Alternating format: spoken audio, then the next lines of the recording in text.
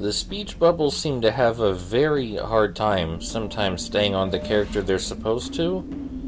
And granted, I don't know how difficult it is to program speech bubbles, but, it's a little distracting when you have to force yourself to figure out which character is speaking from context instead of just looking where the arrow is pointing. This is actually a problem a certain manga had. A certain manga that spawned a famous anime called Trigun. If you try to read the Trigun manga, none of the speech bubbles have little tails on them that let you know who is speaking. So you have to figure out who's speaking entirely from context alone, which isn't impossible, but wow, does it require a lot of extra effort. I usually recommend that people read the source material rather than watch the animated adaptation unless they're taking the adaptation as a completely separate work. Because most of the time the original work is superior because it doesn't have to fit with Japanese broadcasting standards. They don't have to make one episode a week. It's generally more creative because most manga is created by a single person and their editor. But I could understand if people don't want to read the Trigun manga because some people might not be physically able to read it. Anyway, about the actual game, I like the atmosphere of this platforming segment very much. It's called Forge Road, which I think is quite appropriate. I like the fire mixed with the wood and stone surroundings. Probably not very practical, but it looks good. It gives a unique vibe. I like all the creaking and moaning sounds the wood makes, and the soft crackle of the fire in the background. If there is one thing this game excels at, it would probably be the atmosphere. I like the 2D platforming, but... oops. I like the 2D platforming, but I could understand it being too basic for some people. Now, I really don't mind basic, because all challenge comes from limitations after all challenge comes from limitations after all, but they don't really do much to make use of the jump and double jump mechanics to their fullest unless you're playing co-op, in which case the 2D platforming segments are much better designed, but you're also intentionally inflicting additional difficulty on yourself by playing co-op, which I think is good. I think the co-op makes these sections much better. But a lot of people probably wouldn't like the idea that in order to get the ideal experience from the 2D platforming segments, you'd have to play with another person.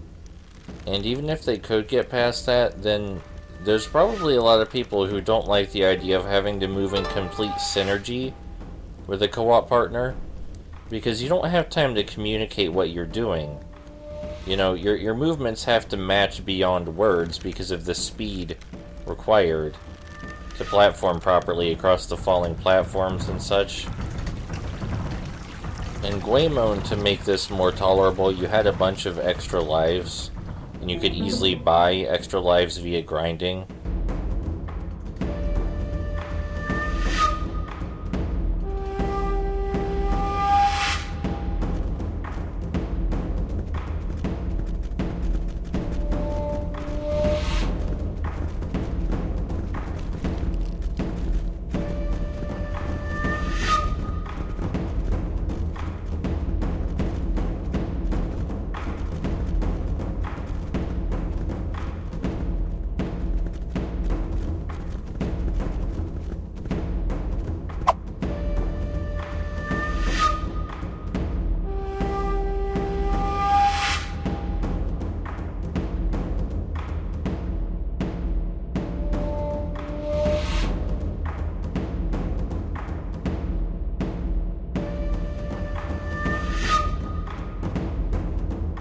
It's this big fellow again, and he actually hasn't changed at all from the last time we fought him.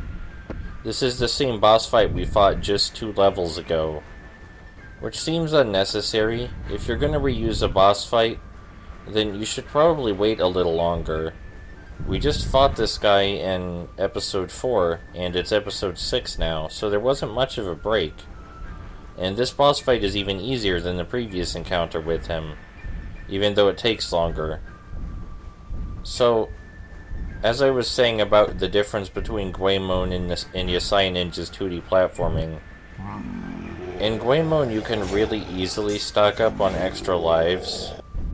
And something I thought was cute about those extra lives is that you bought them in lucky bags or grab bags, which is a popular item that's on sale in Japan that retailers use to get rid of unwanted merchandise at a discount. Basically just a bag of random junk, but in Goemon, instead it gave you a 1-up. I thought that was a cute detail. Anyway, you can very easily stock up on 1-ups in Goemon's Great Adventure. And each time you used a 1-up, you respawned instantly where you fell. So there was no progress lost. It's a very easy game in that sense after you stock up on enough 1-ups. And there's an exploit that you can use to get plenty of those. Yasai Ninja, in contrast, expects you to make it through platforming segment without failure, reaching from one checkpoint to the next. So while you can cheese through the 2D co-op platforming in Goemon, you can't really cheese through the 2D co-op platforming in Yasai Ninja unless you force the second player to quit. And I could see some people doing that if they do decide to play this co-op, which is a bit sad. It's definitely possible to play the 2D platforming segments co-op. I've done it, and it was a unique experience. I kinda wonder if there were any other 2D platforming games like that. I can't imagine there are too many, if there are any at all, because it's probably not something that would appeal to most people, even though I really enjoyed it. Anyway, we're gonna skip to the end of this boss battle because it's nothing you haven't already seen before.